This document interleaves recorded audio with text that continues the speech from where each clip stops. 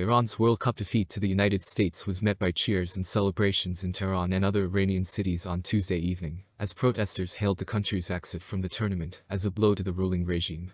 The nation was eliminated from the tournament in Qatar after its 1-0 loss on Tuesday, ending a campaign that has been overshadowed by anti-government protests that have raged for months at home. But there are concerns about the safety of the Iranian players returning home across the Persian Gulf after the team initially refused to sing Iran's national anthem before their first game, in an apparent show of solidarity with demonstrators. The team's families were also threatened with imprisonment and torture in advance of the match, a source involved in the security of the game said. People in several Iranian cities celebrated from inside their homes and residential buildings moments after the final whistle, which came in the early hours of Wednesday local time, while videos posted on social media showed people honking their car horns, chanting and whistling. "I am happy, this is the government losing to the people," one witness to celebrations in a city in the Kurdish region, who CNN is not naming for security concerns, told CNN on Wednesday. The Norway-based Iranian rights group Henga posted several videos of similar scenes. People in Pava are celebrating Iran's national team lose over America in World Cup in Qatar. They are chanting "Down with Jash," traders Henga said in a post. Demonstrations have rocked Iran for several months, sparking a deadly clampdown from authorities.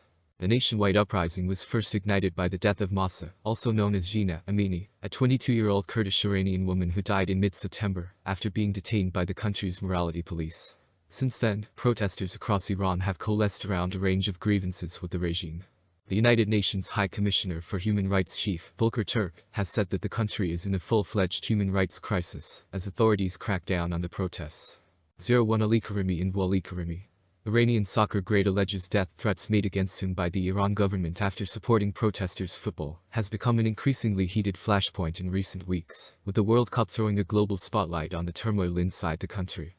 And fans following the team in Qatar have become increasingly conflicted about their support.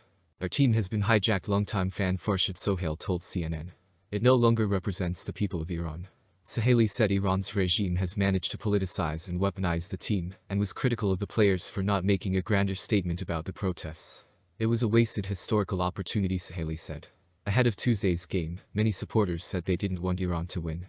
"The reason is not because of football reason, but because of political reasons," another fan called Farshid, who withheld his last name for security reasons, told CNN in Doha. "I have mixed emotions and feelings," Farshid said. "I'm a passionate supporter of Iran, but today unfortunately I can't be supporter of the national team because of the current situation going on and the government trying to hijack the game and sport and using it as a platform to buy credibility and to show that everything is normal with what's going on in Iran." Farshid said a lot of pro-regime supporters have also attended Iran's World Cup games in Doha and created a very tense environment for other Iranian fans by attempting to interfere with their interviews with the media. Concerns over returning players. Iran's national side would have progressed to the second round of the World Cup with a win or draw against the US, but the team will now travel home after its group stage exit. "I'm really sorry on behalf of our players, our group, that we couldn't get our opportunity to qualify for the next round," midfielder Seed Ezatollah told reporters after the game.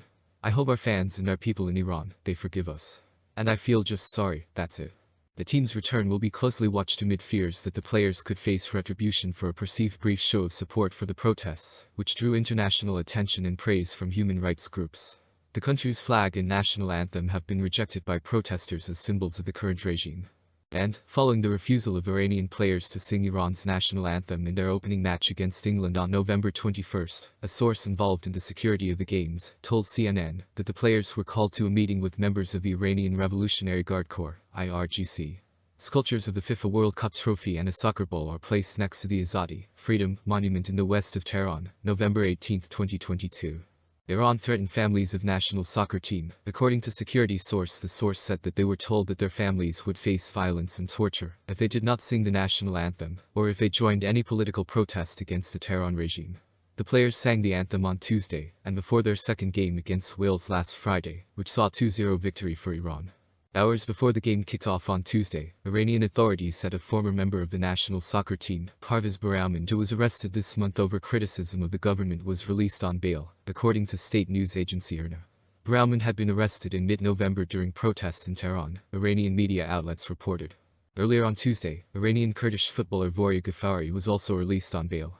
Iranian football legend Ali Karimi, sometimes referred to as the Asian Maradona, has meanwhile said he has received death threats through his family members after he vocally supported protests. The government has described him as one of the main leaders of the demonstrations, and issued a warrant for his arrest in early October, charging him with harmonizing with the enemy and encouraging riots, according to Iran's Supreme Council of the Judiciary, both charges that are punishable by death.